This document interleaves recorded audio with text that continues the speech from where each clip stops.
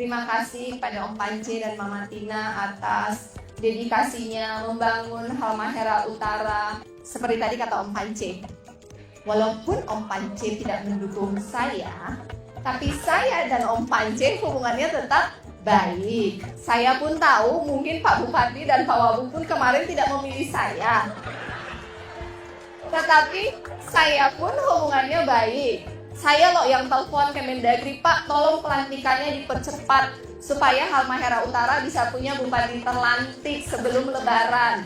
Salam damai sejahtera bagi kita semua, berjumpa kembali dengan saya channel ini. Terima kasih bagi teman-teman yang senantiasa setia mendukung dan support dalam perkembangan channel ini. Kini saudara dan saya sehat-sehat selalu, amin.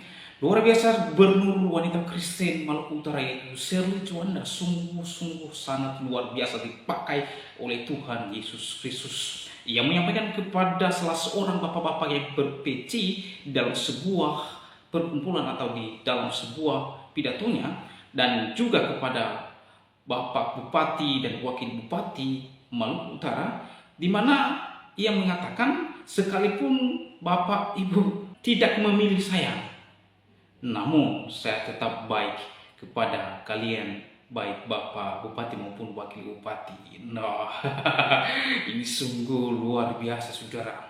Ini pemimpin yang diutus oleh Tuhan Yesus di tengah-tengah dunia ini untuk menyatakan kasihnya kepada semua orang. Tanpa panjang lebar, yuk simak videonya sampai selesai supaya saudara dan saya tidak gagal paham dia videonya yang berikut ini. Terima kasih pada Om Pance dan Mama Tina atas dedikasinya membangun Halmahera Utara. Seperti tadi kata Om Pance, walaupun Om Pance tidak mendukung saya, tapi saya dan Om Pance hubungannya tetap baik. Saya pun tahu mungkin Pak Bupati dan Pak Wabub pun kemarin tidak memilih saya, tetapi saya pun hubungannya baik. Saya loh yang telepon Kemendagri, Pak tolong pelantikannya dipercepat supaya Halmahera Utara bisa punya bupati terlantik sebelum Lebaran.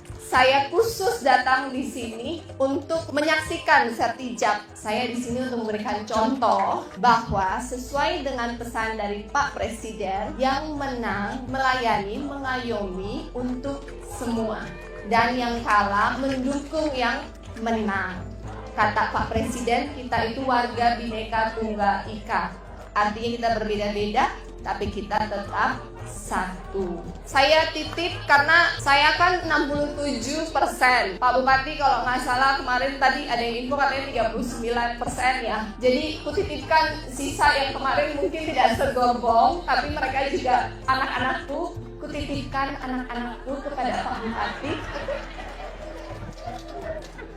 Dan untuk menjalankan pemerintahan yang stabil, semua harus dirangkul.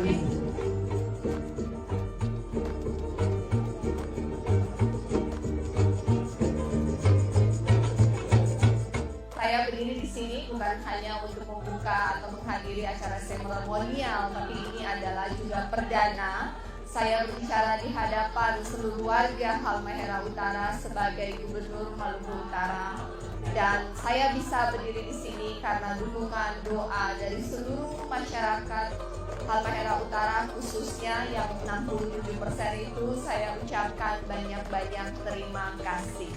Saya menjawab tadi sindir menyindir meminta dari Om Pance dan Pak Bupati. Jadi sebagai koordinator, sebagai orang tua dari 10 kabupaten kota, tugas kami membantu kabupaten kota yang mungkin ada defisit di APBD-nya, mungkin pemanfaatannya kurang baik. Untuk itulah provinsi ada berkoordinasi, saling mengingatkan, memperbaiki. Jadi ketika provinsi melakukan pembayaran hutang DBH 2023 diharapkan dipakai untuk melunasi hutang BPJS dari Halmahera Utara, dan harapannya mudah-mudahan bulan depan, mungkin terjelek bulan Mei, BPJS Halmahera Utara bisa aktif kembali. Jadi WhatsApp saya dan WhatsApp Pak Bupati Tarapono dengan orang yang tanya BPJS ya, berarti BPJS. Mungkin salah satu alasan adalah karena ada dana uang bulanan komite. Harapannya dengan ini dihapus dan akan ada tahun ajaran penerimaan yang baru disosialisasikan di masing-masing daerah sehingga SMP itu bisa lanjut ke SMA. Mungkin Pak Kadis juga bisa koordinasi dengan Dinas Pendidikan Kabupaten Kota yang bertanggung jawab untuk SMP, minta data lulusan mereka untuk di-matchingkan dengan SMA. Kemudian kita tahu by address anak-anak di mana saja yang sudah lulus SMP tapi tidak lanjut ke SMA. Kalau bisa dari Dinas Pendidikan aktif atau dari SMA aktif ke SMP untuk memastikan bahwa lulusan SMP itu lanjut ke SMA. 27% itu nilai yang banyak. Artinya dengan 131 miliar yang diterima dana BOS saat ini, kalau ketambahan 20% aja itu nilainya sekitar hampir 30 miliar sendiri, dan itu lumayan untuk kita yang kekurangan APBD saat ini. Sepakat tidak? Jadi kalau saya kirim link minta data cepat ya, data cepat uang cepat, data lambat uang lambat. Setuju?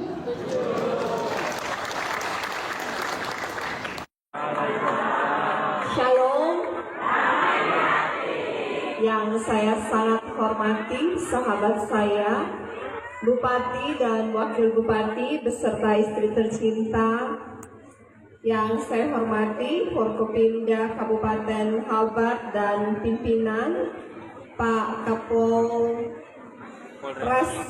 dan Pak Danyon serta istri tercinta yang selalu mendampingi, Ketua DPRD bersama para anggota DPRD Kabupaten Halmahera Barat, Pak Camat hadir, Camat, Kepala Desa, para pendeta, dan semua undangan sahabat, saudara, semua yang hadir malam ini,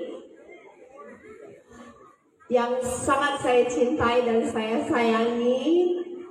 Saya pertama-tama mau mengucapkan mohon maaf. Jadi memang kemarin selama kampanye sudah berapa kali Pak James dan Bu Mary WhatsApp mengatur jadwal, tapi waktu itu dikarenakan masih trauma perjalanan jarak jauh, juga saya waktu itu masih menggunakan kursi roda, dan dari kejadian sampai coblos itu 40 hari, minus saya di rumah sakit kurang lebih hampir 3 minggu. Jadi total saya berkampanye hanya 20 hari. 20 hari saya hanya sempat kampanye secara bertemu, hanya kampanye akbar di Ternate sekali, Halut sekali, kemudian mana lagi kita di Halbar tapi di Sahu ya, Susupu ya, 1 kali, kemudian hanya itu kayaknya. Ternate, Halut, ya hanya tiga kali. Itu pun berbagai pertimbangan.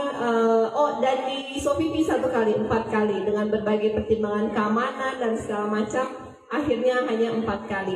Tapi yang sangat luar biasa adalah di Halbar, saya sejak pencalonan diri saya tidak pernah turun, tetapi di Halbar Charlie Sardin menang 68%. Dan di Kecamatan Tobaru ini katanya saya 99%. Saya ucapkan banyak terima kasih atas kepercayaannya, dukungannya, walaupun tidak pernah berjumpa tetapi memberikan dukungan sebanyak 99% kepada saya mendukung calon gubernur waktu itu perempuan pertama di Maluku Utara. Untuk itu saya ucapkan banyak terima kasih. Saya mendengar banyak tentang kunjungan waktu almarhum datang di sini, melihat foto dan video betapa antusias masyarakat Tobaru, Ibu, Sahu, Jelolo menyambut almarhum waktu itu. Dan saya juga mengucapkan terima kasih kepada tim doa dari berbagai gereja yang menyatukan hati berdoa untuk almarhum dan juga mendukung perjuangan gagasan besar dari almarhum tentang Maluku Utara.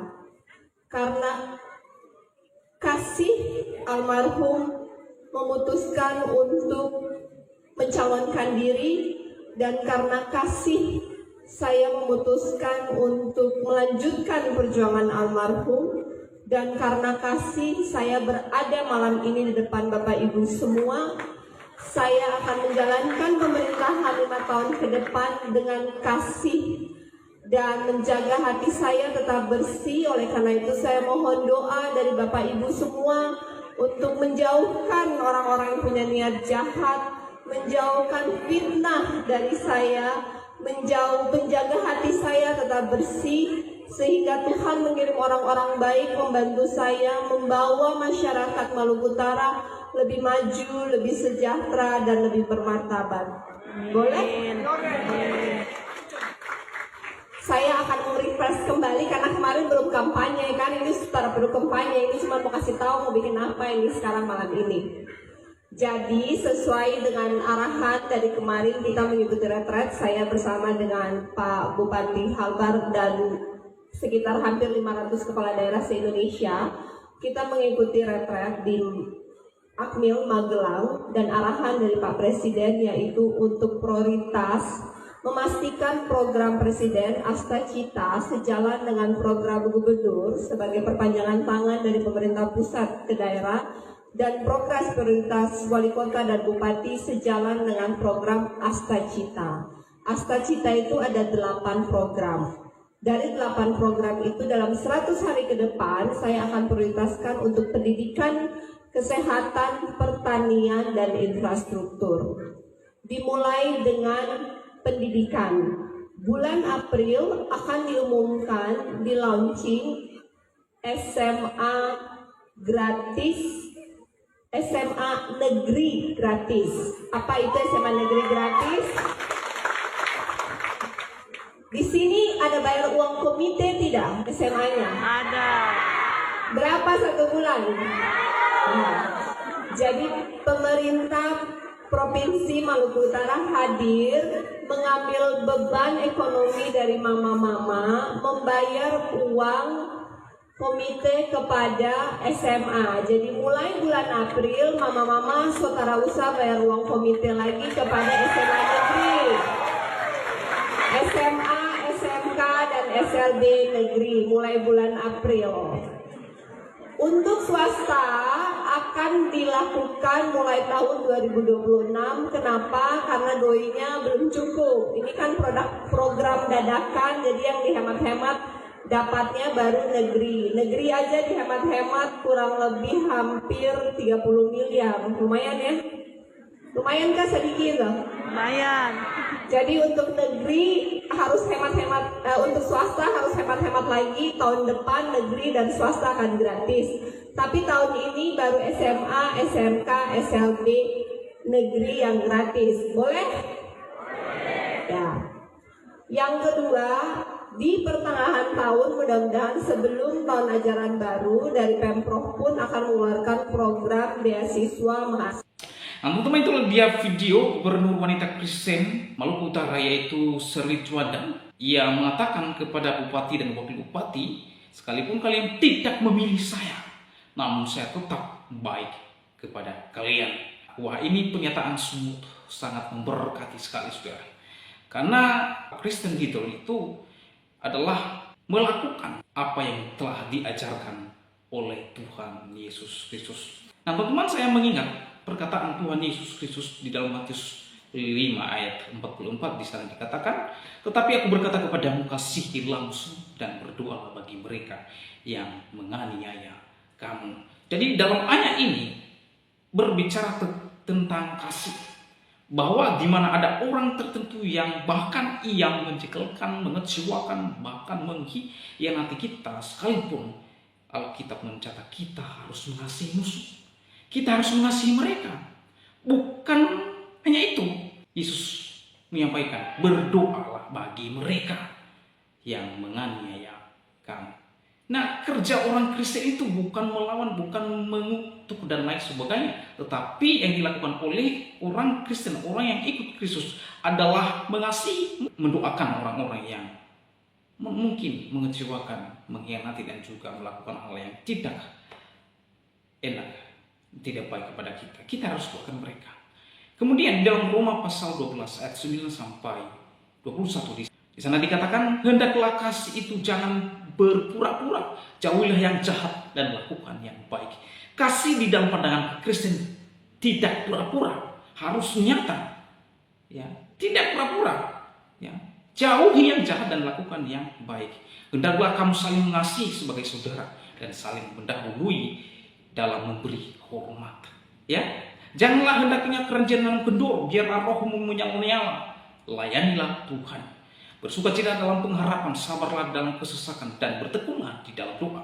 Bantulah dalam kekurangan orang-orang yang kudus, dan usahakanlah dirimu untuk selalu memberi tumpangan. Berkatilah dan jangan mengutuk. Bersukacitalah dengan orang-orang yang bersukacita, dan menangislah dengan orang-orang yang menangis. Hendaklah kamu sehati sepikir dalam hidupmu bersama. Janganlah kamu memikirkan perkara-perkara yang tinggi, tetapi arahkanlah dirimu kepada perkara-perkara yang sederhana. Janganlah menganggap dirimu pandai. Janganlah membalas kejahatan dengan kejahatan. Lakukanlah apa yang baik bagi semua orang. Sedapat-dapatnya, kalau hal itu bergantung padamu, hiduplah dalam perdamaian dengan semua orang. Saudara-saudaraku yang kekasih, janganlah kamu sendiri menuntut pembalasan, tetapi berilah tempat kepada murka Allah. Sebab ada tertulis, pembalasan adalah hakku. Akulah yang akan menuntut pembalasan, firman Tuhan. Tetapi jika seterumu lapar, berilah dia makan, dan jika ia haus, berilah dia minum.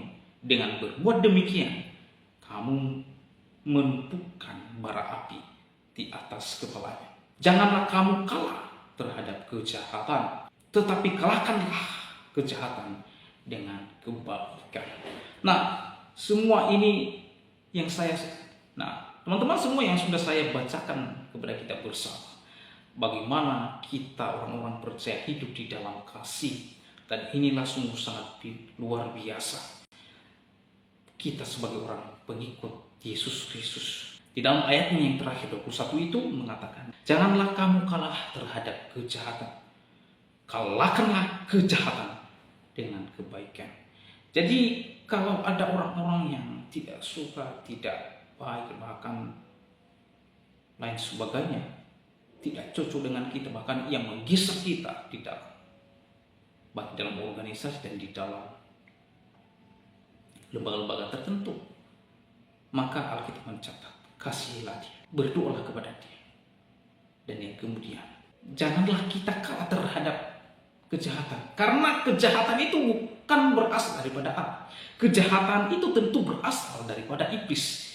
Maka kalau kita kalah terhadap kejahatan, maka sama artinya kita kalah terhadap iblis. Makanya Alkitab mencatat bahwa janganlah kalah terhadap kejahatan, janganlah kalah terhadap iblis, tetapi kita kalahkan iblis dengan kebaikan yang kita terima daripada Tuhan Yesus Kristus. Oleh sebab itu, saudara, bagaimana tanggapan dan pendapat saudara di dalam videonya? Yuk berkomentar di kolom komentar. Komentar saudara, komentar yang membangun, komentar yang mengedukasi, dan komentar yang bermanfaat. Demikianlah video saya kali ini. Sampai bertemu di video saya selanjutnya. Tuhan Yesus memberkati kita semua. Shalom.